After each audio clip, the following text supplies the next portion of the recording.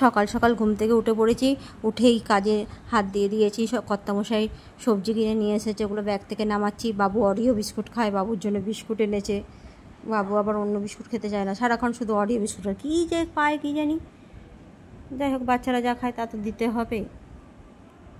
যে কর্তামশাই সবজিগুলো নিয়ে এসেছে, আমি এখন সব নামিয়ে কিছু কাটবো, যেগুলো রান্না হবে, বাকি সব ফ্রিজে তুলবো। রান্না শেষ হয়ে গেছে, বাবু গেছে স্কুলে, তার মধ্যে ভাবলাম যাই একটু শেওড়াফুলি যাচ্ছি।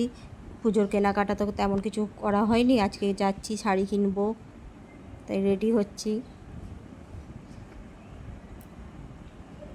এদিকে চলেও এসেছি জিটি রোডে, এখনই টোটো ধরে যাব, শাড়ি কিনে ফিরবো। আজকে কর্তামশাই নেই তাই একাই গেলাম। এদিকে সন্ধ্যের পরে আলমারি থেকে সব জামা কাপড় নামিয়েছি, দেখো কি অবস্থা। আর গরমও তেমন পড়েছে, এত গরম, আবার এতগুলো জামা কাপড় গোছাতে হবে। কিছুটা ভাঁজ করা হয়েও গেছে, এবার সব আলমারিতে তুলে দেবো। দেখো আমার শাড়িগুলোর কি অবস্থা। দেখে বাবু পরে ফেরার সময় পরোটা কিনে নিয়ে এসেছে। যাই হোক, এত গরমের মধ্যে একটু পরোটা আর ঘুগনি খাবো। ডিনারটা আজকে হয়ে গেল মোটামুটি ভালোই। টাটা।